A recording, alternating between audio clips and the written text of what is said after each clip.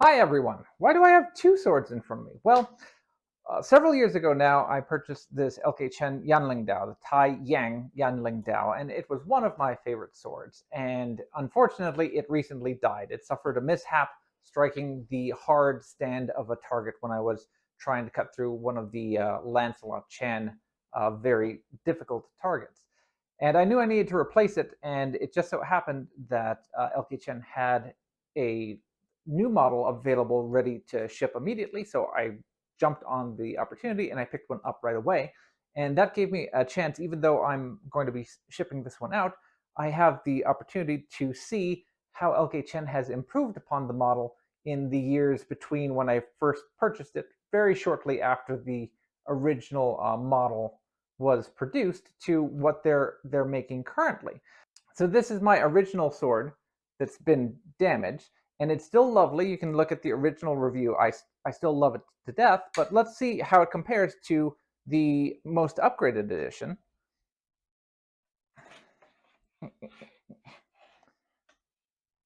Now, first off, the most distinct thing that we'll notice is there have been some cosmetic changes.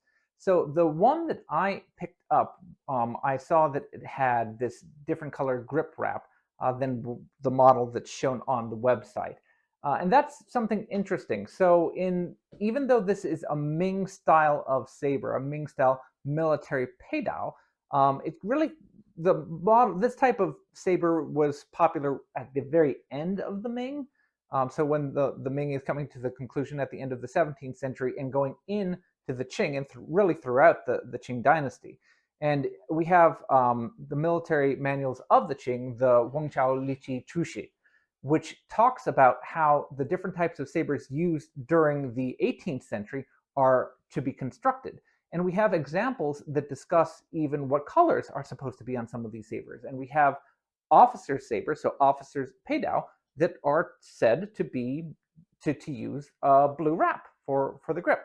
So I thought that was pretty cool, and I'd love to have a blue wrap on the grip. And I think it's come out quite nicely, especially since, as you can see, they've improved the quality of this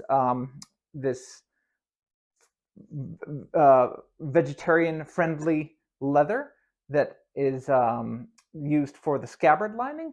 It's got a very nice pebbled texture, and it's rather than this kind of flat reddish brown, it's now a kind of rich, almost kind of magenta-y color, and that's kind of offset by the blue. It kind of intones the blue of the grip. Similarly, if we look real close, the fittings are also a slightly different color. So it's not quite blued or black, but the iron mounts are now a slightly darker shade than on the original model. And again, that complements the blue color nicely. The tassel they have on here is yellow. On the originals, it probably would have been more of a gilded sort of color. I could go either way with this. I think that this is probably very slightly too loud, but that might be a modern sort of thing. Back in the day, they probably would have jumped at a bright yellow color like this. So that's probably just fine. It might not be for everyone, but I think it'll be a-okay, even if it's more of a flat yellow color rather than something that'll go along with the brass ferrule that's holding the cord, the retention lanyard in place. Now, one thing that you'll notice is that I don't have the sword all the way into the scabbard. That's intentional, because when it first came to me, I had a lot of trouble pulling it out of the scabbard. Why is that? It is currently June in Western Pennsylvania, which means that I wake up to 50 degrees Fahrenheit weather, and it might be 80 degrees by the time the day gets going.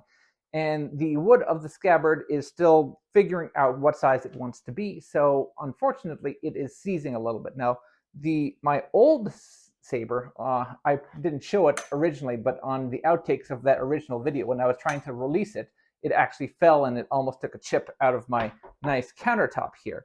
That is not the case for this one. This one is very, very difficult to pull out in its current configuration if it's all the way in. So even from this position, it's probably going to be difficult for me to draw.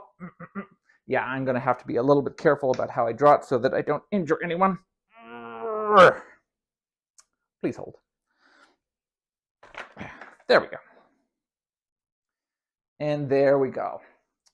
So just as before, this is the pattern welded blade, and the elements of the pattern welding are perhaps even more dynamic than on the original.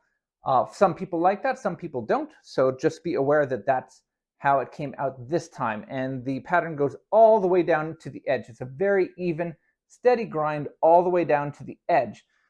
They've made some very minor improvements, or changes, I should say, to the design. So for instance, the grip is very slightly slimmer. It is roughly 2.5 millimeters slimmer than on the original, and that was intentional. So I was warned that the grip had been made slimmer, and it is a little bit slimmer and a little bit more comfortable to the touch. In addition, the dynamics are very slightly different.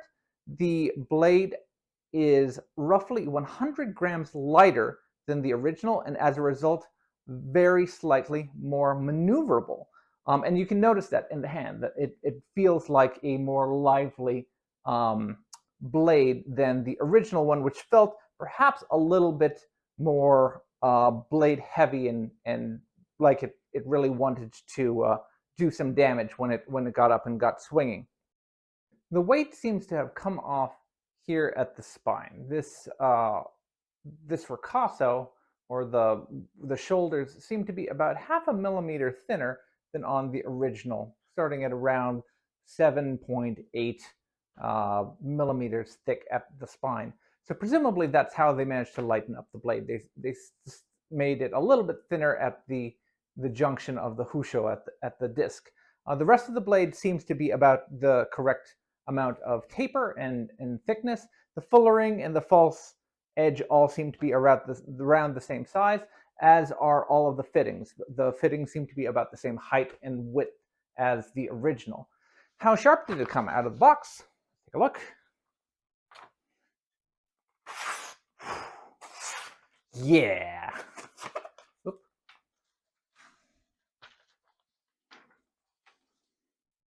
For good measure. All right.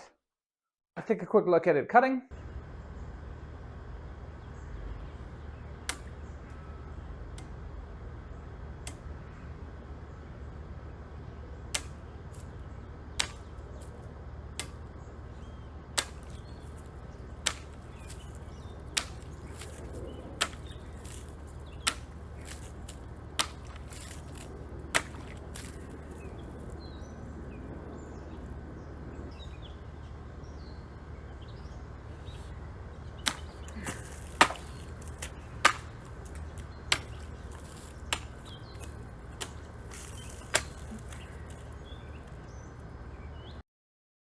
So yeah, I've only taken it out cutting the one time, but obviously it does amazing things. So this is going to be a lot of fun. I'm very happy to have got it a second time.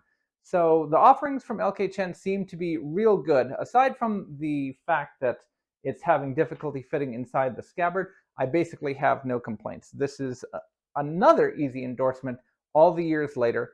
I'm happy with all the directions that LK Chen has taken, the changes, the modifications, and the improvements.